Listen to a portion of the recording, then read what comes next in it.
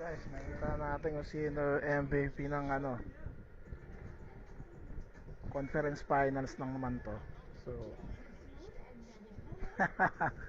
hindi niya daw sasabihin pero taga Slovenia. So, alam na, si Luka. Deserving talaga yan. Magaling talaga yan si Luka. Grabe. Parang maraming mata yan eh. Galing mag-assist. Alam niya kung saan yung mga kakampi niya, kung saan niya hanapin.